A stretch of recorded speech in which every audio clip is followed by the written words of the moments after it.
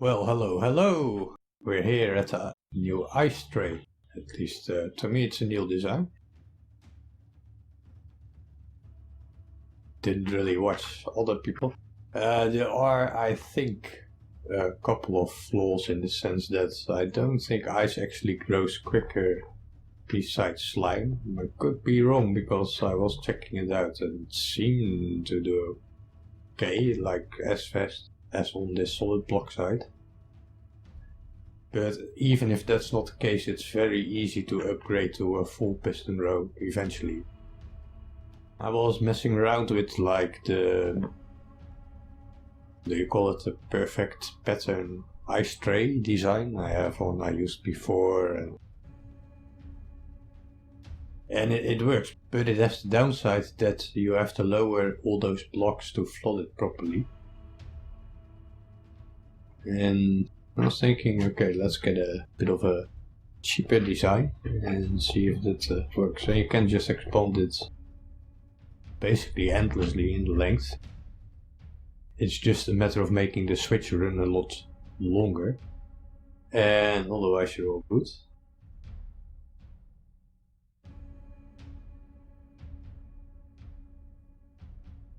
Now features I don't necessarily like much is I was working here, right?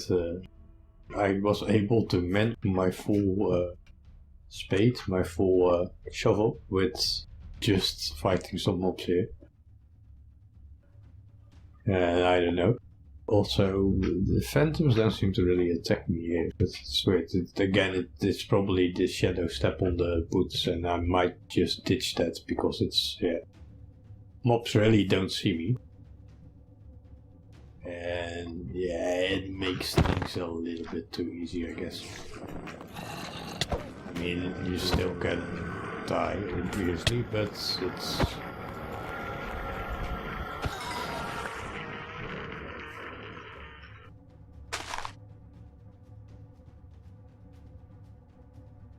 I did place all the snow manually back. I had some torches here, just to make it nice for you, because even that this is a snowy biome, it hasn't actually snowed at all since I got it.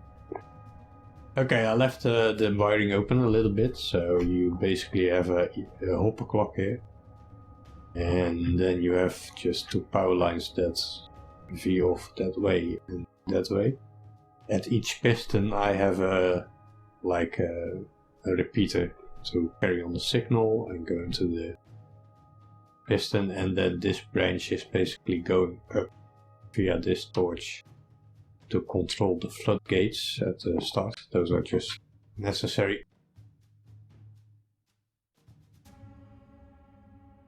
Fluently as ever. Those are just there to flood the tray. Actually the first design I use that is actually in the form of a tray. And it has the added benefit of being a skating ring.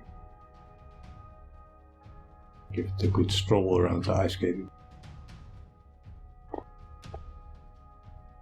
It's actually the most fun feature in creative mode, I think. I barely ever use creative besides some basic testing for a concept, so I'm not wasting a lot of time on something.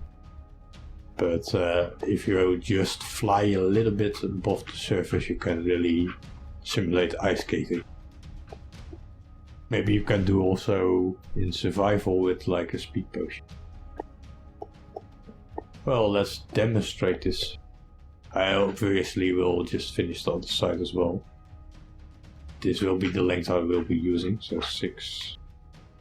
And I did a run of half last time. I think it was about 3.5 stacks of ice. So 2 sides would give you about 7 stacks of ice, which I think is okay. Now another downside of it is that you might be able to hit the slime blocks and they are not really resilient. It's probably quite hard to hear me at the same time. The ice is going. I'll put it down a little bit, but let's see how 3% does. And not that much so satisfying the sound, but yeah, you could hit the slime blocks, but if you just angle a little bit to the inside, it's not so hard to avoid. The reason it's 3 wide is, well, you pick up all the ice in one go pretty much.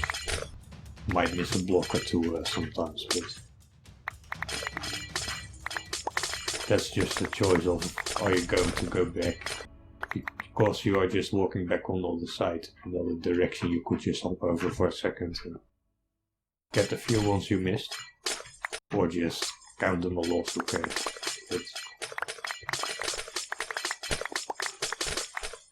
yeah, I very much like this design. I don't think it's bad, and when you come here, then when it's finished you will just have a 2 wide hole, or even just 1 wide, which is good. Through it, go back, and even if there's a hole here, it will just flood, and that's what we're going to do right now. So this is 3.5 stacks just about, so about 7 if you count both sides, and that should do as well for item streams and all other sorts of shenanigans. Might even use it just to make things mob spawn group. So a little torch here, I just have this as a window so I can see whether it's unlocked or not. It takes a little bit because it used the hopper clock. You can use other pulse extensions or timing devices, of course, but this is reasonable, compact, it's reliable, it works. So there we go. And the timing of this is the main thing, of course. You need to have the whole stream open long enough to flood the whole tray. Yeah, mobs really don't see me, and it just about fills completely and then goes back up. Now it takes a little bit to freeze, obviously, but I don't think it's much of a problem. What you might want to do is just freeze about half of it, then you go away, and when you return it will freeze just about the rest. Sometimes what I do, yeah, the clock is still running, you have to put the switches off. That's the downside of using the hopper clock, because yeah, it's switch and you might make a device that counters that, but I wanted easy peasy and I wanted to have a low redstone requirement really. But you can lock it. It's fine. At some point just ice will grow and this side won't go down anyway. That's still fine and dandy. Yeah, as I said, it seems that the slime blocks do just accelerate the formation of ice as well. Then again, it does seem to go a little bit quicker on this side. It's hard to tell, right? But it's fine, it's fine. The main thing was that I wanted to just pick up all the ice in one go. I don't want to waste too much time. And these blocks, the closed rooms, trying to use them a little more. I had the other variety, the stems. So these, they also give off light.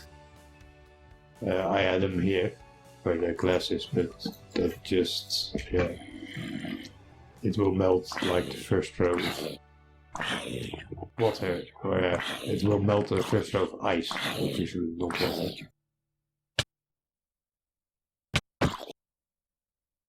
If it would be water, then obviously it would already have been melted. Hi. So not all too much special, but yeah, I do think it's an interesting and nice design to have. And I think it's very easy to implement. You don't need a lot of resources to do it. The obsidian can be replaced by other non-stick blocks. Just you can take furnaces. It won't be as nice to see, but it works. I could use sturdy stone as well, but I happen to have a lot of obsidian. I'm not sure why I have so much obsidian, but yeah, I happen to have it, so why not use it? And I happen to think that obsidian does look quite nice with snow. And I'm not going to make the whole building out of snow. I will put a protective cover around it, and I had in mind to do something with this jade and some dark woods. So I went around and gathered some of this red stuff, which is very, very, very nice looking. I think, at least, especially with snow. Which is a little bit an irony, of course, because so the slate that spawns in cold biomes like this, so somewhere around just below the surface or down below is the slate. And this red stuff, the jasper, that will spawn in hot biomes. So yeah, it's a bit contrary, but it matches well with even with open redstone. And I would suppose that you could reroute this redstone a little bit different, that it looks nicer. You can also put something like over it in some way. I might do that, but it's not too bad to have 2 lines of redstone. And the rest is all nice and covered up. So see you in a bit again when I'm working with you on the project. I have a couple of things to finish. The item pipes with the slime farm, most other things are done, and the face of the bamboo smelter, so restoring the hill there and making it a little bit nicer. And that should be about the things that I want to have done before making a full-fledged farm build video, so to say, with the flower farm, for which I have a couple of ideas, but I am afraid some other people have thought of them first. There are some things I like about their designs, but some things also are quite resource heavy, and that's because they always build in creative. And yeah, well, it's all nice and fun until you have to dig up and craft certain things, and you realize that you have all the ingredients except one, and yada yada yada. So you want sort of convenience, especially with a flower farm. Do you really want to waste I don't know, 2 stacks of pistons and 2 stacks of observers and whatnot? I don't know. We can look at the mechanics, see how they work, make something nice. Now, I did get a bit of doubt in the sense that I always thought that flower forests would spawn all the flowers, but somebody also said that they do not anymore. So I'm not sure, but we will have to see about that, and well, I will see you on the other side.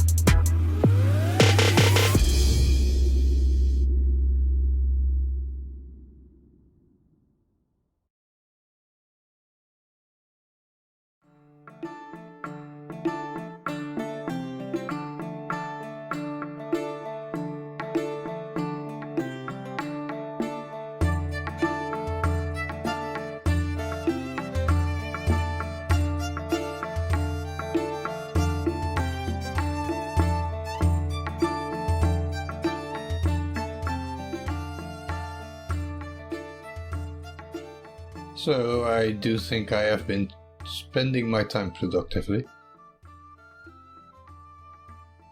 Even though it's a small detail, it involves a lot. I hope you do like it. It reminds me of my old stonemason. Now this is not a stonemason, but just an enclosed field. I really like this, especially with Moody.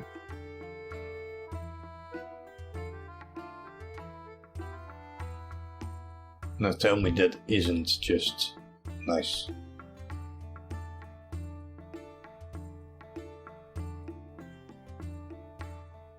Anyway, a bit of an atrium, mostly to display the road bridge and the water feature. This still is 3 chests, but I covered one. Over here you have the inputs. This is just a very ugly but practical road to the surface over on this side. Just in case you need to be here.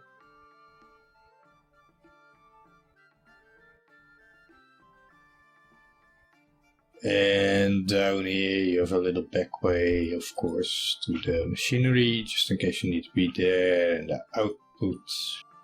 I might mess around a little bit with the vine still. Put some string and some other decorations.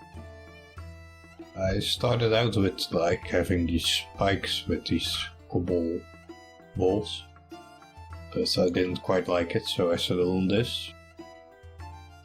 The hill just goes around normally. Cleanly and nicely. And then you have the tunnel over here that just goes right through to the nether portal. And I didn't do much on this side yet, but we will see about that.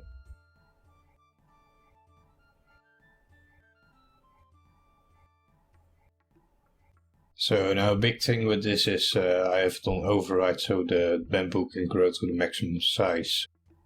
To decide if we want glass lower and take the losses, or have the glass all the way so no bamboo goes to waste, or at least as little as possible. And one good thing is that the glass isn't quite intrusive.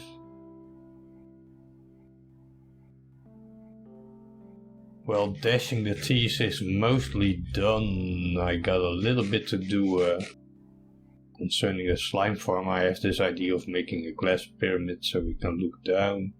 And the good thing is, if you take mob spawning 24 blocks away, so the top ceiling of the slime farm is at 43 plus 24, that makes 67. So that's 4 blocks above where we're standing now. And that means we could stand there and have the farm below us. We make a general mob farm above us. That would mean we could have them spawn interchangeably. I want the slimes to come up, I think, and then drop on that glass pyramid and then flow down with a waterfall into hoppers. And if we have the general mob farm above, we can also collect the general mob drops right at that spot. And if we then also transport the general normal villagers over there, then we have the more central while not interfering with our colony. I also finished the cactus farm, by the way, and the ice farm, where we're going right now, just for a little goodbye. See you over there. So, about that ice farm.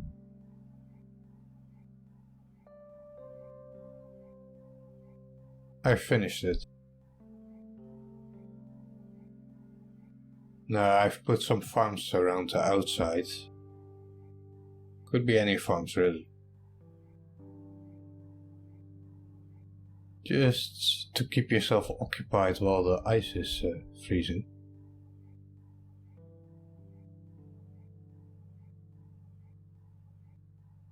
I was messing around with some arches. I like the nether wart really, with the solcent. But ice also doesn't freeze under half slabs, so I had to take them out. And the benefit is also that when you want to extend it, it doesn't cost as much resources. Now this saucer, I don't know, but keeps you safe. Kept the indicator lights, crafting bench, bed, storage. Not that you tend to store a lot of ice because you harvest and then take it with you. Now I do notice that this one is one too low. It melts this middle one. I had the arches to have changed to keep this one up, because I don't like when things are like this. It would sag in the middle, right? In any case, I thank you very much for putting the dots on the ice with me. I didn't involve you much in the building process of this because, well, the concept redstone-wise is quite simple and intended to be so. And the other part is just a lot of repetition. And with the smelter frontside cave, it was a lot of tinkering. So that takes a lot of time. So mostly aesthetically, but we got some packed ice there, and some blue ice there, and normal ice here. I was also considering putting the snow farm here, so we can harvest snow while the ice is growing, then we can make this snow storage. As usual, I thank you for watching. I wish you a pleasant morning, afternoon or evening wherever you are. This was arPos Colony, and we're out.